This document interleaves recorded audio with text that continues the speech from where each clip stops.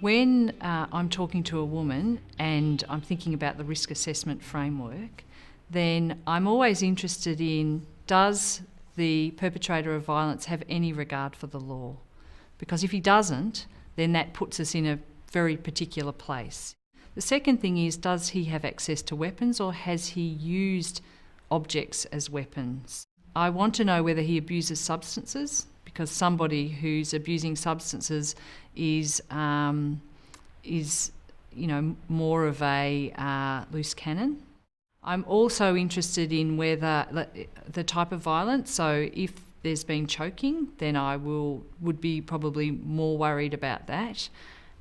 If there's a new baby or a pregnancy or a recent separation, I'd be that would also sort of ring my bell. The other thing I might be interested in is if someone has any illness, any mental illness. They're the things that I would be most interested in, because I would see those factors as increasing the risk. Linda, when you spoke to Joe at the Community Health Centre, you said you were worried about the kids' behaviour at home and at school. You also mentioned that things were difficult with Doug. Yeah. Now, to help me understand exactly what's going on, I'm going to ask you some questions that might be difficult about your relationship with Doug and how this is affecting you and the children. I'm going to take some notes as we go along, but it's up to you how much you want to tell me. Okay. Now, the information that I do get from you will go on a database. So if you have contact with our service in future, we'll know exactly what happened at this meeting or any future contacts. It's totally confidential unless I'm worried about the kids' welfare or I'm worried about you harming yourself. But if I did have these issues, I discuss them with you first, and then we can go and talk to somebody together. Yeah, that's okay. I just feel a bit nervous. Do you have any questions before we start? No. You can stop me at any time, or you can ask for a break, ask me any questions as we go along. You're in charge of what you want to tell me.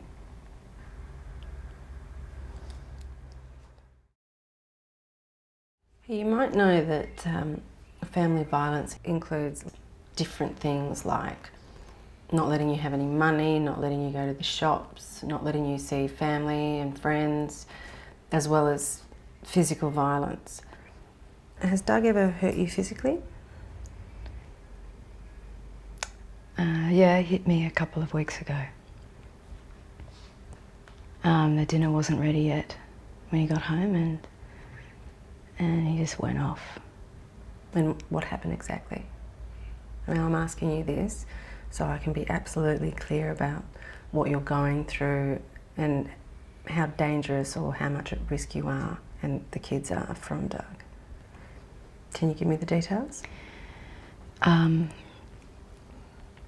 Well, he was in a bad mood when he got home anyway, and when he saw that the dinner wasn't ready, he grabbed my arms and he started yelling.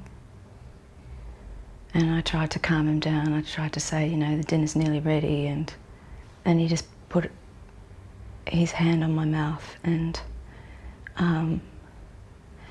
grabbed my neck.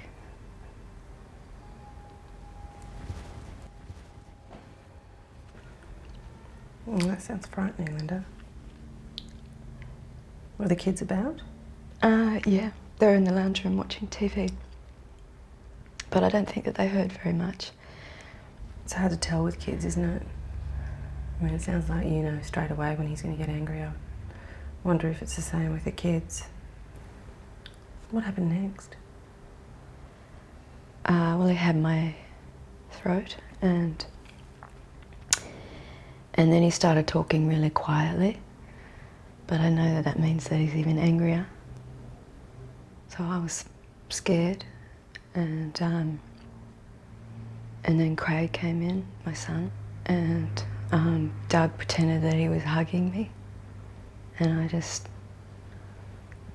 started serving up the dinner. Did anything else happen that night? Yeah. Craig wet his bed, and he's 8 now, I was really upset. And then when Doug and I went to bed,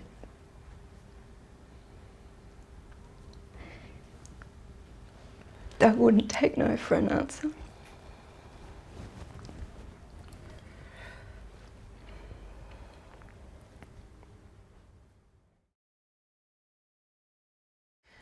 These things you've been telling me sound pretty frightening, Linda.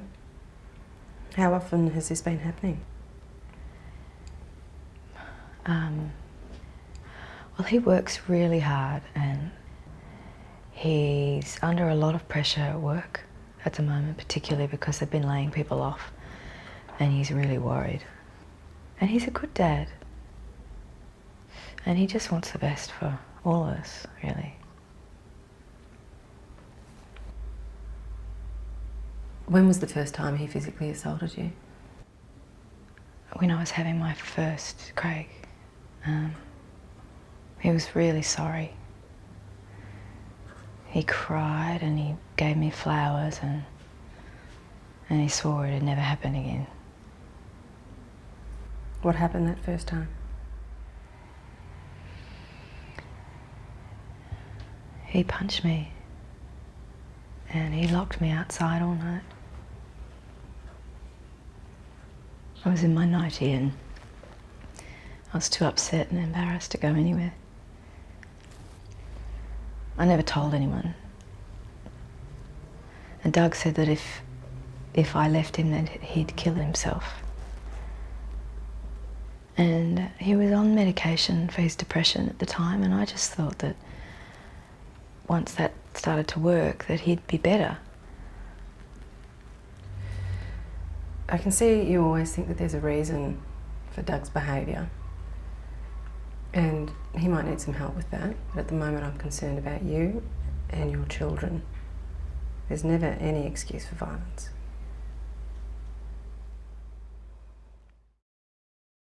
Okay, Linda, we'll stop soon because I know you have to go home and pick up the kids. Yeah. One of the things we do know is that women are often experts at judging their own safety.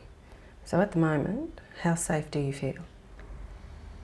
I feel okay, but I'm worried about what he'll do when he goes off again, because he's definitely been getting worse over the last couple of months. Linda, from what you've described, I am concerned about your safety and that of the children's. This has been going on for a long time. You know, he's choked you, he's threatened suicide, he's been depressed, he's sexually assaulted you. Craig's obviously affected, and I think the other kids are too. From my experience, it sounds like it's not going to stop. In fact, it's more than likely going to keep happening, and I'm wondering if that's what you're thinking too. What we know from our research and other women's stories is that family violence actually gets worse over time. Now, do you have anyone, any family or friends who can help or support you? No, not really, no. I don't really have any friends. Doug just argued with anyone who came to the house, so it wasn't worth it. He checks my calls and gets really angry if I've been talking to anyone but him or the school. And he doesn't like my family, he doesn't like me seeing them. And he rings me all the time anyway, check where I am. If Doug's likely to ring now, we need to work out what we'd need to do. Is he likely to do that? No, because he's at work and I know he won't ring before 3. Okay. We can offer you the support you need so you can think about what you want to do next. I'd like us to check what sort of help you and your children may need. If Doug finds out that I've been talking to anyone, he'll kill me. Linda, I think it's a good thing that you've come here. You're doing your best to protect your children. You're talking to us, you're thinking about how to make things safer, and we'll keep working on this together. We're not going to do anything that puts you in more danger. And we'll keep checking, so if things do get worse, we have a plan to keep you safe.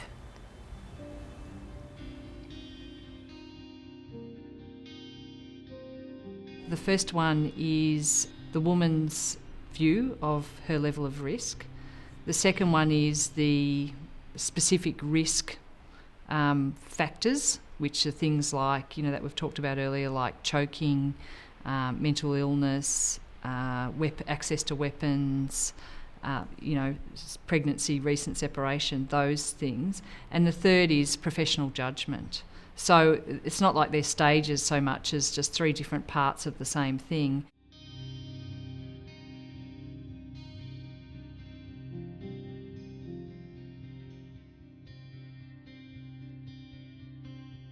We have to be curious and we have to ask very specific questions. Someone might say, look, I've been in a 20-year relationship and there have only been 2 instances of family violence.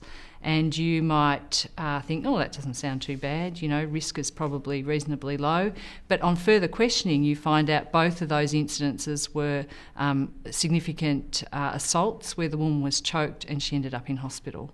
So you'd want to know that detail. You wouldn't want to go away thinking, oh, this is all pretty low key, maybe we can work with her around some of these issues. You'd want to be absolutely clear about what happened and when it happened and where she ended up. It's an ongoing conversation, risk assessment. So when as workers we first meet with someone, we might establish the risk is high or low or whatever, but we need to be continuously checking in.